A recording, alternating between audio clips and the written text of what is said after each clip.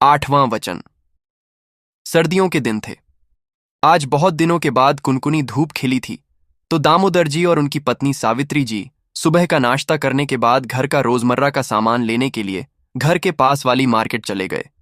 खरीदारी करके वापस लौटते लौटते दोपहर के 2 बज चुके थे। चलते चलते रास्ते में ही सावित्री जी के पांव अचानक ठिठक कर रुक गए और वो बड़े गौर से सामने की ओर देखने लगी। सामने एक प्राइवेट स्कूल की बिल्डिंग थी। छुट्टी का समय था, इसलिए स्कूल का गेट पूरा खुला हुआ था और एक एक करके सभी बच्चे दौड़ते हुए गेट से बाहर आ रहे थे। किसी बच्चे की माँ उसे लेने आई थी तो किसी के पिता। बाहर आते ही बच्चे बड़ी खुशी से अपने मम्मी पापा को दिन में क्या क्या हुआ सब बताने लगते थे। सभी बच्चों के माता पिता के चेहरे पर एक इत्मीनान सा दिखाई दे रहा था। बाहर आते हर बच्चे की ओर देखते हुए सावित्री जी बरबस गेट पर नजर बनाए हुए थीं। तभी दामोदर जी बोले, क्या सावित्री तुम फिर यहां रुक गई? अरे, तुम्हें कितनी बार याद दिलाना पड़ेगा कि अब हमारा बेटा यहां पढ़ाई नहीं करता। उसकी पढ़ाई बहुत सालों पहले ही पूरी हो चुकी है और ये स्कूल भी वो कब से छोड़ चुका है। स्कूल तो क्या, अब तो वो हमें और इस देश को भी छोड़कर जा चुका है। कहते कहते दामोदर जी का स्वर गीला हो गया और यहां वहां देखते हुए अपनी आंखों के आंसू छिपाने की कोशिश करने लगे।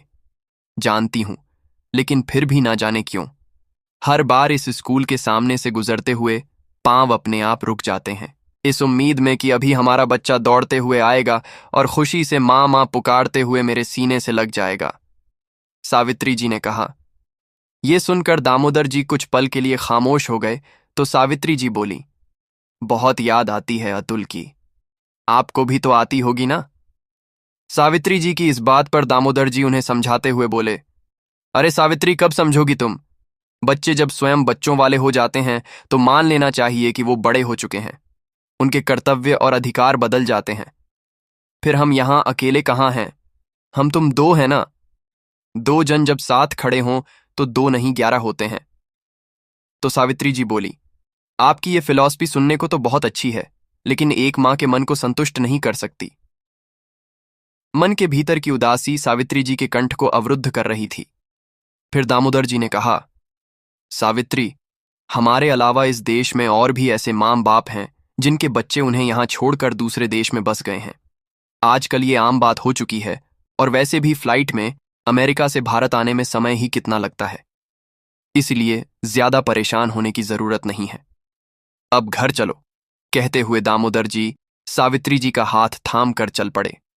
वे सावित्री जी को तो समझाते रहते थे, परंतु बच्चों के दूर चले जाने का गम उन्हें भी अंदर ही अंदर खाए जा रहा था। चलते चलते उनके मन मस्तिष्क में अतीत की लहरें हिलोरें मारने लगीं। माँ, पिताजी, मेरी विदेश में नौकरी लग गई है।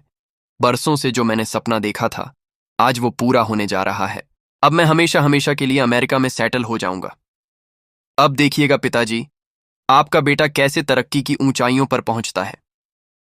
बड़ी खुशी से दामोदर जी के बेटे अतुल ने उन्हें ये बात बताई, लेकिन बेटे के विदेश जाने की बात सुनते ही दामोदर जी हक्के बक्के रह गए थे। और उधर ये बात सुनकर सावित्री जी तो मानो पत्थर की हो गई थी। एक शब्द भी उनकी जुबान से नहीं निकल पाया था। तो दामोदर जी अपने बेटे से रुकने का आग्रह करने के इरादे से बोले, ये क्या कह रहे हो तुम बेटा? इकलौते बेटे हो तुम हमारे। तुम भी हमें छोड़कर अमेरिका चले जाओगे तो इस उम्र में हम यहां अकेले कैसे जी पाएंगे? ओ कम ऑन, बी प्रैक्टिकल। ये वक्त इमोशनल होने का नहीं है पिताजी। आखिर मेरे फ्यूचर का सवाल है। मेरे सभी दोस्त विदेश में जाकर बस गए हैं और क्या कमाल की लाइफस्टाइल है उनकी। आप क्या चाहते हैं मैं जिंदगी भर यहीं फंसा रह जाऊं? क्यों बेटा, क्या कमी है हमारे देश में? मुझे अच्छी पेंशन मिल रही है और तुम भी मुंबई में अच्छी खासी जॉब कर रहे हो। ये घर भी हमारा अपना है। आखिर कमी किस चीज की है बेटा, जो तुम अपना देश, अपने माँ बाप को छोड़कर विदेशी धरती पर बसना चाहते हो?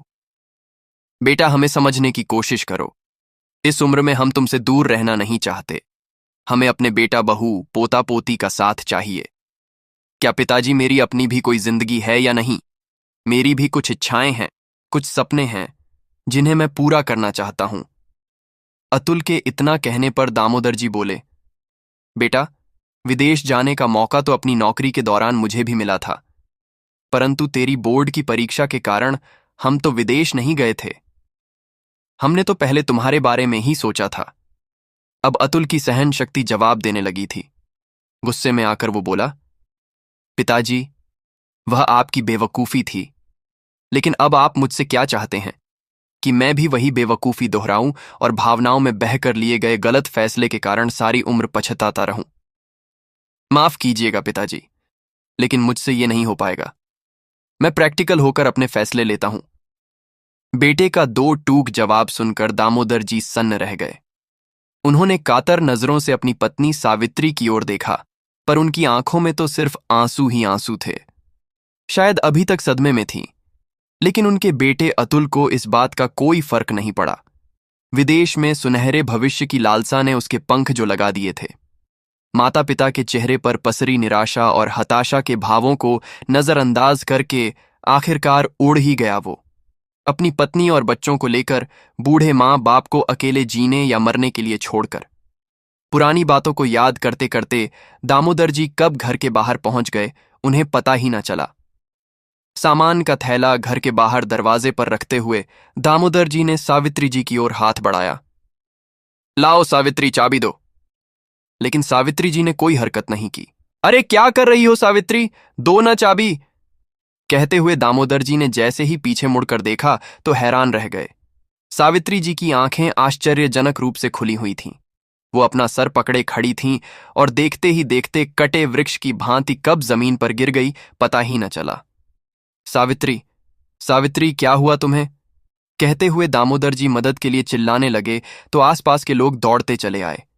जल्दबाजी में एक गाड़ी में लिटाकर सावित्री जी को अस्पताल ले जाया गया। अंदर डॉक्टर इमरजेंसी वार्ड में सावित्री जी का ट्रीटमेंट कर रहे थे, तो वहीं बाहर बैठे दामोदर जी के हाथ पांव फूल रहे थे। वो चिंता में डूबे जा रहे थे कि आखिर उनकी पत्नी को ऐसा क्या हुआ जो इस तरह चक्कर खाकर गिर पड़ी। शायद कमजोरी आ गई होगी। सोचते हुए कभी अपने मन को समझाने लगते तो दूसरी ओर विचार आता कि कहीं कोई गंभीर बीमारी तो नहीं। आशंकाओं का तो कोई अंत ही नहीं था। घबराहट में आकर उन्होंने अपने बेटे को फोन किया, लेकिन 2-3 बार कोशिश करने के बाद भी अतुल ने फोन नहीं उठाया। थोड़ी देर में नर्स इमरजेंसी वार्ड से बाहर आई। मेरी पत्नी सावित्री कैसी है? अब दामोदर जी ने पूछा तो नर्स ने कहा, अभी ट्रीटमेंट चल रहा है, आप रिसेप्शन पर 50,000 रुपये की पेमेंट जमा करवा दीजिए। दामोदर जी ने रिसेप्शन पर जाकर अपने मोबाइल से पैसे ट्रांसफर कर दिए। अगले दिन जब सावित्री जी की सारी रिपोर्ट्स आई तो जो कुछ भी सामने आया उसे जानकर दामोदर जी के पैरों तले जमीन खिसक गई। सावित्री जी को कैंसर था। कुछ देर तो दामोदर जी को ऐसा लगा जैसे उनके शरीर में जान ही नहीं है, परंतु उन्होंने खुद को टूटने नहीं दिया। मन ही मन सोच लिया था कि अपनी पत्नी को भी परेशान नहीं होने देंगे। तभी उनके पास उनके बेटे अतुल का फोन आया तो दामोदर जी ने उसे सारी बात बताई तो अतुल बोला, आप चिंता मत कीजिए पिताजी, माँ ठीक हो जाएंगी, बस उनके खाने और दवाइयों का ध्यान रखिएगा। बेटे से बात करके दामोदर जी का दिल भी थोड़ा हल्का हो गया था। 2 दिन बाद सावित्री जी को घर भेज दिया गया। दामोदर जी उनका खूब अच्छे से ख्याल रख रहे थे। अपने हाथों से उनके लिए पौष्टिक खाना बनाते और समय पर दवाई देते। हर रोज सुबह या शाम को उनके साथ पार्क में टहलने जाते। उन्हें चेकअप और इलाज के लिए टैक्सी में बिठाकर अस्पताल ले जाते। अपने प्रति दामोदर जी का इतना समर्पण देखकर सावित्री जी की आंखें भर आतीं। परंतु दामोदर जी ने ठान लिया था कि वो सावित्री जी को कुछ नहीं होने देंगे और उनका अच्छे से अच्छा इलाज करवाकर उन्हें ठीक करके ही दम लेंगे। दिन यूं ही बीतने लगे, लेकिन सावित्री जी की हालत हर बीतते दिन के साथ बिगड़ती जा रही थी। अक्सर अपनी हालत देखकर वो कमजोर पड़ जाती, लेकिन दामोदर जी हमेशा उन्हें हिम्मत देने की कोशिश करते, यह कहकर कि अच्छे इलाज और विश्वास के बल पर बड़ी से बड़ी बीमारी को भी हराया जा सकता है। परंतु दामोदर जी स्वयं कभी कभी अकेले बैठकर आंसू बहाने लगते थे। पत्नी की बीमारी के कारण दामोदर जी अब मानसिक पीड़ा के अतिरिक्त आर्थिक परेशानियों से भी जूझने लगे थे। अपने दिल का बोझ हल्का करने के लिए एक दिन सुबह सुबह ही दामोदर जी ने फिर से अपने बेटे को फोन लगाया तो उनका बेटा गुस्से से भड़कते हुए बोला, क्या पिताजी, समय तो देख लिया कीजिए, यहां रात के 11 बज रहे हैं। आपको शायद वहां कोई काम नहीं होगा, लेकिन मैं यहां बहुत बिजी रहता हूं। बेटा, मेरी बात समझने की कोशिश करो। तुम्हारी मां की तबीयत अच्छी नहीं है। जितना जल्दी हो सके तुम यहां आ जाओ, लेकिन पिताजी, माँ की तबीयत ठीक नहीं है, तो इसमें मैं क्या कर सकता हूँ? बुढ़ापे में तो ये सब चलता ही रहता है। आप उन्हें डॉक्टर को दिखाइए। वैसे भी मेरे वहां आ जाने से उनकी बीमारी तो ठीक नहीं हो जाएगी ना। और हाँ, छोटी मोटी बातों के लिए मुझे फोन कर करके परेशान मत किया करो। ज्यादा जरूरी हो तो मुझे व्हाट्सएप पर मैसेज कर दिया करो। मैं खुद आपको कॉल कर लूंगा। अब फोन रखता हूं। सुबह मुझे ऑफिस के लिए जल्दी निकलना है। स्तब्ध रह गए दामोदर जी। तभी अंदर से आवाज आई, क्या हुआ जी? अतुल से बात कर रहे थे क्या? मेरी भी बात करवा दी होती। अपने कमरे में लेटी हुई सावित्री जी बोली। तो दामोदर जी अंदर आए और चेहरे पर फीकी सी हंसी लाते हुए बोले, अरे सावित्री, मुझे तो ध्यान ही नहीं रहा कि इस समय वहां रात है। वो सब लोग सो रहे थे। बेवजह उन्हें डिस्टर्ब कर दिया मैंने। मैं तुम्हारी कल बात करवा दूंगा। वैसे क्या कहा अतुल ने? कब आएगा वो भारत हमसे मिलने?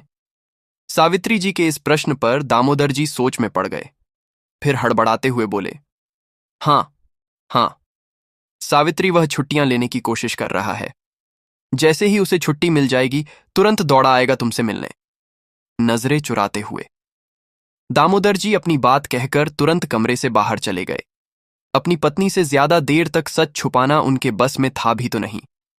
परंतु थोड़ी ही देर में सावित्री जी के कराहने की आवाज आने लगी तो दामोदर जी जल्दी से उठकर उनके पास गए। जाकर देखा तो सावित्री जी की हालत बहुत ज्यादा खराब लग रही थी। उन्होंने तुरंत टैक्सी बुलवाई और सावित्री जी को अस्पताल लेकर गए। कुछ देर बाद डॉक्टर साहब दामोदर जी के पास आए। उस समय सावित्री जी सो रही थीं। देखिए मिस्टर दामोदर, सावित्री जी की हालत गंभीर होती जा रही है। उनका बोन मैरो ट्रांसप्लांट करवाने की जरूरत है। ठीक है डॉक्टर साहब, मैं बोन मैरो डोनेट करने को तैयार हूं। नहीं मिस्टर दामोदर, आपका बोन मैरो मैच नहीं होगा। हाँ, आपका बेटा बोन मैरो डोनेट कर सकता है, या फिर सावित्री जी के भाई बहन में से कोई। लेकिन डॉक्टर साहब, हमारा बेटा तो अमेरिका में रहता है। ठीक है, मैं अपने बेटे से इस बारे में बात करता हूं। लेकिन मिस्टर दामोदर, जरा जल्दी कीजिएगा। बोन मैरो ट्रांसप्लांटेशन एक लंबा प्रोसेस है और हमारे पास समय कम है। इसमें कम से कम 20 से 25 लाख रुपए का खर्च आएगा, और यदि समय पर ट्रांसप्लांट हो जाता है तो 50% से अधिक चांस हैं उनके बचने के। नहीं तो नहीं तो क्या डॉक्टर साहब? नहीं तो ज्यादा से ज्यादा 1 या 1.5 महीना, इससे ज्यादा नहीं। अपनी पत्नी के दूर जाने के ख्याल मात्र से ही दामोदर जी अंदर तक सिहर गए। तभी डॉक्टर ने कहा, और हाँ दामोदर जी, ये ध्यान रखिएगा कि आपको उनकी दवाई का खास ख्याल रखना है। एक टाइम की दवाई भी छूटनी नहीं चाहिए, नहीं तो कुछ भी हो सकता है। थोड़ी देर बाद दामोदर जी सावित्री जी को अपने साथ घर ले आए। अगले दिन उन्होंने अपने बेटे को फोन लगाया तो फोन उठाते ही अतुल भड़क उठा। पिताजी, मैंने आपसे कहा था ना, बार बार मुझे डिस्टर्ब मत किया कीजिए। वो तो ठीक है बेटा, लेकिन तुम्हारी माँ। अरे पिताजी, बंद कीजिए माँ की बीमारी के नाम पर मुझे ब्लैकमेल करना प्लीज। फिर झिझकते हुए दामोदर जी बोले, वो दरअसल बेटा बात यह है कि तुम्हारी माँ के इलाज के लिए मुझे पैसे चाहिए। मेरे पास जितने पैसे थे वो दवाइयों में खर्च हो गए हैं। पेंशन आने में तो अभी बहुत दिन बाकी हैं, और पेंशन भी इतनी तो नहीं है कि उसी के भरोसे इलाज जारी रखा जा सके। अरे तो पिताजी, इतना बड़ा घर है, वो किस दिन काम आएगा? आप घर को गिरवी रखकर बैंक से पैसे ले लीजिए। मुझे आपके घर की कोई जरूरत नहीं है, लेकिन बेटा इस काम में तो समय लग जाएगा, और हमारे पास इतना समय। तभी पिता की बात को काटते हुए अतुल बोला, देखिए पिताजी, समझने की कोशिश कीजिए। मैं अभी बिजी हूं। आपको जो कुछ भी कहना हो आप व्हाट्सएप या एसएमएस कर देना। बस मुझसे पैसे भेजने की उम्मीद मत कीजिएगा। इतना कहकर उसने फोन पटक दिया। बेटे की बात सुनकर दामोदर जी खुद से ही बोल उठे। माँ बाप यदि सपने में भी अपने बच्चों को तकलीफ में देखते हैं तो तिलमिला उठते हैं। लेकिन क्या माँ बाप को इतने कष्ट देने के बाद भी बच्चों में रत्ती भर भी तिलमिलाहट का एहसास नहीं पनपता? बड़े होकर अपने ही बच्चे कैसे इतने स्वार्थी और पत्थर दिल हो जाते हैं। काफी देर तक कुछ सोच विचार करते हुए कुर्सी पर यूं ही बैठे रहे। अपनी गाल को हथेली पर टिकाए दामोदर जी को अपने बेटे की बातें किसी पैने दर्द की अनुभूति करा रही थीं। आंखों से टपकते खारे पानी ने हथेली और गाल में चिपचिपाहट पैदा कर दी थी। दामोदर जी ने उठकर अपना चेहरा धोया और फिर से चेहरे पर एक नकली सी मुस्कान बिखेरते हुए सावित्री जी के पास दवाई लेकर आ गए। कितना ख्याल रखते हैं आप मेरा। एक वक्त की दवाई भी नहीं भूलते। नहीं, ख्याल तो हमेशा तुमने मेरा रखा है सावित्री। और जानती हो, आज पूरे 40 साल हो गए हैं तुम्हें ये सब करते करते। दामोदर जी ने कहा तो सावित्री जी हैरान होते हुए बोली, अरे हाँ, ये तो मैं भूल ही गई थी। आज हमारी शादी की सालगिरह है। तो दामोदर जी ने कहा, हाँ सावित्री, मुझे आज भी याद है वो दिन जब दुल्हन बनकर तुम इस घर में आई थीं। फिर सावित्री जी मुस्कुरा उठी और बोली, उस दिन से लेकर आज तक हम अपनी शादी की सालगिरह को कितने प्यार और उत्साह के साथ सेलिब्रेट करते आए थे। पिछली सालगिरह पर तुमने मुझे लाल रंग की साड़ी खरीद कर दी थी। हाँ सावित्री, लाल रंग की साड़ी तुम्हारे गोरे चेहरे को और भी खूबसूरत बना रही थी। हाथों में लाल लाल चूड़ियां, लाल सिंदूर से भरी मांग, गले में मंगलसूत्र और पैरों में छम छम बजती पायल। इतनी उम्र में भी तुम कितनी खूबसूरत लग रही थी। तो सावित्री जी मुस्कुराते हुए बोली, पता है, मेरी उम्र की बाकी सभी औरतें कहती थीं कि हमने बहुत कर लिया सजना संवरना, इस उम्र में क्या अच्छा लगता है ये सब। पर मैंने खुद को कभी उम्र के हवाले नहीं किया था। लेकिन अब हालत ऐसी हो गई है कि। कहते कहते सावित्री जी का गला रुंध गया और आंखों से आंसू बहने लगे। फिर कुछ देर की चुप्पी के बाद बोली, याद है आपको वो दिन जब आपने मेरा हाथ थामकर मुझसे कहा था कि मैं तुमसे हमारी शादी का 8वां वचन चाहता हूं। मैं तो ये सोचकर हैरान रह गई थी कि क्या 7 वचन कम थे जो अब एक और मांग रहे हैं। तो आपने मुझसे कहा था कि मुझे ये वचन चाहिए कि तुम सदा यूं ही मेरा साथ निभाओगी, चाहे कैसी भी परिस्थिति क्यों ना हो, कोई भी मुश्किल क्यों ना हो, तुम मेरा साथ नहीं छोड़ोगी। और मैंने भी आपको ये वचन दे दिया था। इतना कहकर सावित्री जी ने दामोदर जी का हाथ अपने हाथ में लिया और रोते हुए बोली, आज तक मैंने अपने उस वचन को निभाया था, लेकिन अब शायद इतना सुनते ही दामोदर जी, जो अब तक अपनी पत्नी के सामने अपने दिल को मजबूत किए बैठे थे, अचानक जैसे टूटकर बिखर गए और सावित्री जी के गले लगकर फूट फूट कर रो पड़े। दोनों ओर से अश्रुधारा बहती जा रही थी। एक दूसरे का साथ छूटने के विचार मात्र से ही दोनों अंदर तक कांप गए थे। बस सावित्री, बहुत हुआ ये रोना धोना, अब तुम्हें ठीक होना है मेरे लिए, इसलिए जल्दी से ये खाली पेट वाली दवाई खा लो, फिर नाश्ता भी करना है। कहते हुए दामोदर जी ने सावित्री जी को दवाई दी और जैसे ही उठकर जाने लगे, तभी पीछे से उनका हाथ थामते हुए सावित्री जी बोली, बहुत परेशानी उठानी पड़ रही है ना आपको मेरी वजह से। क्या करूं, मेरा भी आपको छोड़कर जाने का दिल नहीं करता। तुम कहीं नहीं जाओगी सावित्री, एकदम ठीक हो जाओगी। फिर सावित्री जी ने कहा, क्या आपकी अतुल से बात हुई? नहीं, कुछ देर पहले फोन किया था, उसने फोन नहीं उठाया, ऑफिस में बिजी रहता है। ये क्या बात हुई? ऐसा भी क्या बिजी हो गया है कि बीमार मां का हालचाल जानने के लिए भी उसके पास समय नहीं है? उसे फिर से फोन लगाइए ना, एक बार बात करनी है उससे। नहीं सावित्री, शायद वो अब भी बिजी हो, मैं कल बात करवा दूंगा। क्या आप भी हर रोज कल कल कहकर बात को टाल देते हो? एक बार तो बात करवा दो उससे, बात करने का बहुत दिल कर रहा है। हो सके तो वीडियो कॉल पर बात करवा दीजिए, उसके साथ साथ बच्चों का चेहरा भी देखने को मिल जाएगा। दामोदर जी ने अपने बेटे को वीडियो कॉल लगाई, लेकिन कोई जवाब नहीं आया। सावित्री जी के बार बार जिद करने पर दामोदर जी ने फोन लगाया तो दूसरी ओर से आवाज आई, आखिर आप लोग चाहते क्या हैं मुझसे? सारे काम छोड़कर क्या मैं सारा दिन आपके साथ फोन पर बातें ही करता रहूं? मैंने आपको कितनी बार कहा है कि मुझे आपका फ्लैट नहीं चाहिए, आप उस पर बैंक से लोन ले सकते हो और जो मन में आए वो कर सकते हो। ये सुनकर दामोदर जी ने फोन काट दिया और बोले, वो सावित्री, अतुल ने कहा है कि उसे बहुत काम है, जब फ्री होगा तो अपने आप फोन कर लेगा। मैंने तुम्हें कहा था ना, वो अभी बिजी होगा, लेकिन तुम मानती कहाँ हो। अब खाना खा लो, दवाई लेने का समय हो रहा है। सावित्री जी दामोदर जी के मन के भाव ताड़ गई थीं। उनके कंधे पर हाथ रखते हुए बोली, कोई बात नहीं जी, आप उदास मत होइए। बेटे की अपनी जिंदगी है, अपने पैरों पर खड़ा है, खुश है, इससे ज्यादा हमें और क्या चाहिए? उसकी खुशियों में ही हमें अपनी खुशियों को तलाशना चाहिए। वो काम में व्यस्त रहता होगा ना, तो जबरदस्ती उसे यहां बुलाकर हम उसकी तरक्की में बाधा क्यों डालें? अपनी आंखों के आंसू छिपाने का प्रयास करते हुए सावित्री जी ने कहा और दवाई लेने के लिए अपना हाथ आगे बढ़ा दिया। फिर कुछ देर बाद पानी का गिलास वापस देते हुए बोली, एक इच्छा है मेरी, वादा करो, उसे जरूर पूरा करोगे। दामोदर जी ने उन्हें प्रश्नवाचक निगाह से देखा तो सावित्री जी बोली, मैं चाहती हूं कि मेरे मरने के बाद मेरा अंतिम संस्कार अतुल के हाथों ही हो। मेरी चिता को मुखाग्नि मेरा बेटा ही दे। ये तुम क्या कह रही हो सावित्री? तुम कहीं नहीं जा रही हो। कांपते स्वर में दामोदर जी बोले, अजी अब रहने भी दीजिए, मुझे सब मालूम है। जिस समय डॉक्टर साहब आपको मेरी हालत के बारे में बता रहे थे उस समय मैं सोई नहीं थी, सब सुन लिया था मैंने। ये बात सुनते ही दामोदर जी आश्चर्यचकित रह गए। फिर सावित्री जी बोली, बस मुझे ये वचन दो कि तुम मेरी अंतिम इच्छा को जरूर पूरा करोगे। नहीं सावित्री, तुम जानती हो इस इच्छा को पूरा करना मेरे बस की बात नहीं है। मैं नाश्ता लेकर आता हूं, रुंधे स्वर में दामोदर जी ने कहा और रसोई घर में चले गए। वहां जी भर कर रोए। सावित्री जी की बिगड़ती हालत उन्हें परेशान किए जा रही थी। दिल में हर क्षण एक अनजाना सा डर अंगड़ाई लेने लगा था। 2 दिन बीते तो दामोदर जी के मोबाइल की बैल बजी। उनके बेटे का फोन था। बड़ी उत्सुकता से उन्होंने फोन उठाया तो दूसरी ओर से आवाज आई, पिताजी मैं इंडिया आ रहा हूं। सुनते ही दामोदर जी का चेहरा खिल उठा। सच बेटा, कब आ रहा है तू?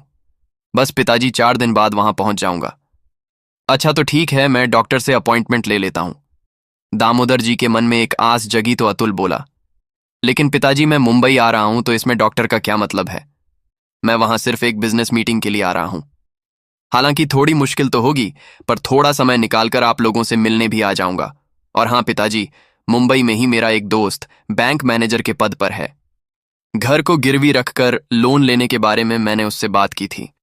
उसने कहा है कि वह जल्द से जल्द ये काम करवा देगा। अब मैं आ ही रहा हूं तो बैंक से लोन लेने संबंधी सारी औपचारिकताएं भी पूरी करवा लेते हैं। आप घर के कागज पहले ही निकाल कर रखना। मैं चाहता हूं कि बैंक की कागजी कार्रवाई मेरे सामने हो, ताकि आप लोगों को पैसों से संबंधित सारी दिक्कतें दूर हो जाएं और साथ साथ मेरी परेशानियां भी। कहते हुए उसने फोन रख दिया। बेटे की बात सुनकर दामोदर जी के विश्वास का एक और पहलू आज दम तोड़ चुका था। दिल और दिमाग का कोई भी हिस्सा ये मानने को कतई तैयार नहीं था कि कोई बेटा इतना भी स्वार्थी हो सकता है। उनकी आंखें लाल थीं। ऐसा प्रतीत होता था मानो उन आंखों से अभी लहू की बूंदें टपकने लग पड़ेंगी। लेकिन कुछ ही देर में उन्होंने खुद को संभालते हुए अपनी आंखों के आंसू पोंछे और फिर से चेहरे पर मुस्कुराहट का मुखौटा ओढ़कर सावित्री जी के पास गए और बोले, जानती हो सावित्री, तुम्हारा बेटा आ रहा है इंडिया। सुनते ही सावित्री जी की आंखों में चमक आ गई और मुस्कुराते हुए बोली, क्या आप सच कह रहे हैं ना? हाँ सावित्री, झूठ बोलकर मुझे क्या मिलेगा? अच्छा तो कब आ रहा है वो? बच्चे भी आएंगे ना उसके साथ? 4 दिन बाद ही यहां पहुंच जाएगा, लेकिन अकेला आएगा। दरअसल उसकी मुंबई में एक मीटिंग है जिसके चलते वह इंडिया आ रहा है। वह मीटिंग खत्म करने के बाद कुछ समय के लिए वो हमसे मिलने भी आ जाएगा। क्या केवल कुछ समय के लिए? सावित्री जी की मुस्कुराहट पल भर में निराशा में तब्दील हो गई। हाँ सावित्री, क्या करें, बहुत व्यस्त रहता है हमारा बेटा। अच्छा, तुम्हारी दवाई का समय हो रहा है, मैं खिला देता हूं तुम्हें। अरे नहीं, दवाई मैं खा लूंगी, पानी पास में ही रखा है, सावित्री जी ने कहा।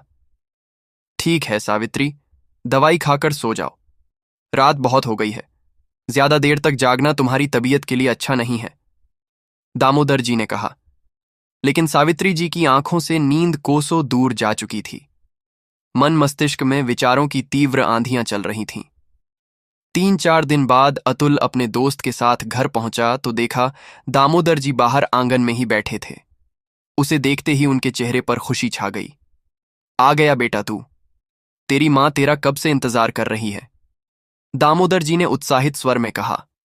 परंतु अतुल ने उस बात का कोई जवाब ना देते हुए औपचारिकतावश अपने पिता के पैर छुए और बोला, मैंने आपको बताया था ना पिताजी, ये रोहित है मेरा दोस्त, जो बैंक मैनेजर है। आपने मकान के कागज तो निकाल ही रखे होंगे ना? अब जल्दी से अंदर चलिए और कागज दिखाइए। बड़ी मुश्किल से मैं समय निकाल कर आ पाया हूं। अब जल्दी चलिए बेटा, अपनी मां से नहीं मिलोगे, दामोदर जी ने कहा। हाँ हाँ पिताजी, उनसे भी मिल लेता हूं। दामोदर जी घर के अंदर आए तो अतुल तेज कदमों से चलते हुए उनके पीछे पीछे आया। देखो सावित्री, तुम्हारा बेटा आया है तुमसे मिलने। अरे तुम सो गई सावित्री, देखो तो कौन आया है। कितने दिनों से इंतजार कर रही थी तुम इस पल का। तुम्हारा बेटा तुम्हारे सामने खड़ा है। कहते हुए दामोदर जी ने सावित्री जी को हिलाया और जगाने की कोशिश की, लेकिन सावित्री जी ने आंखें नहीं खोली। मां उठो ना, उठती क्यों नहीं? अतुल ने जोर से पुकारा, पर उसकी आवाज सुनकर भी सावित्री जी नींद से नहीं जागी। जल्द ही दामोदर जी को एहसास हो गया कि बेटे को देखने के लिए पल पल तरसती सावित्री जी की आंखें हमेशा हमेशा के लिए बंद हो चुकी हैं। अतुल वहीं घुटनों के बल बैठ गया और मां मां पुकारते हुए रोने लगा। इधर दामोदर जी के तो दुख की सीमा ही ना रही। पत्नी के जाने के गम में वो फूट फूट कर रो पड़े। रह रहकर उन्हें सारी पुरानी बातें याद आ रही थीं। कुछ देर बाद आस पड़ोस के लोग भी आने लगे। सावित्री जी के मृत शरीर को जमीन पर लिटाया गया। तभी अचानक दामोदर जी के मन में एक ख्याल आया। वो जल्दी से उठे और कमरे में जाकर सावित्री जी के बिस्तर को खंगालने लगे, लेकिन जैसे ही तकिया उठाकर देखा तो उनके पैरों तले जमीन खिसक गई, क्योंकि वहां सावित्री जी की पिछले 4 दिनों की दवाई पड़ी थी। तभी उन्हें याद आया डॉक्टर की वो बात, जब डॉक्टर ने कहा था सावित्री जी की एक वक्त की दवाई भी छूटनी नहीं चाहिए, नहीं तो कुछ भी हो सकता है। फिर मन ही मन बोले, अतुल के आने की खबर सुनने के बाद जब भी मैं उसे दवाई देने लगता था तो कहती थी मैं दवा खा चुकी हूं, लेकिन सारी दवाई तो ज्यों की त्यों पड़ी है। इसका मतलब 4 दिन से सावित्री ने कोई दवाई नहीं ली थी। सोचकर ही दामोदर जी का दिमाग चकराने लगा, दिल जोरों से धड़कने लगा। दवाई के पास में ही एक कागज रखा था। बड़ी बेचैनी से दामोदर जी ने वो कागज उठाया, जिस पर सावित्री जी ने लिखा था, मुझे मालूम है जिस समय आप ये पत्र पढ़ रहे होंगे उस समय तक मैं इस दुनिया में नहीं रहूंगी। हो सके तो मुझे माफ कर देना। आपका दिया हुआ वो वचन तोड़कर हमेशा हमेशा के लिए मैं आपसे दूर जा रही हूं, लेकिन मेरी भी मजबूरी थी। सिर्फ कुछ घंटे के लिए ही तो हमारा अतुल हमारे पास आ रहा था। अपनी अंतिम इच्छा पूरी करने का इसके अलावा मेरे पास कोई और रास्ता नहीं था। पत्र पढ़ते ही दामोदर जी के मन मस्तिष्क में भूचाल सा आ गया। सारा जिस्म थर थर कांपने लगा और वे धम्म से जमीन पर बैठ गए। अतुल ने पिता के हाथों से वो पत्र लिया और पढ़ते ही उसकी आंखों से आंसुओं का सैलाब फूट पड़ा। फिर दामोदर जी के कंधे पर हाथ रखते हुए कांपते स्वर में बोला, पिताजी, संभालिए अपने आप को। परंतु जैसे ही अतुल ने अपने पिता को छुआ, उसी समय उनकी गर्दन झूल गई। वे निष्प्राण हो चुके थे, कूच कर चुके थे, इस क्रूर दुनिया से और चले गए थे अपनी सावित्री के साथ, वो 8वां वचन निभाने के लिए। तो दोस्तों, आपको ये कहानी कैसी लगी? लाइक और कमेंट करके जरूर बताएं और चैनल को सब्सक्राइब करना बिल्कुल ना भूलें। मिलते हैं एक नई कहानी के साथ। बहुत बहुत धन्यवाद।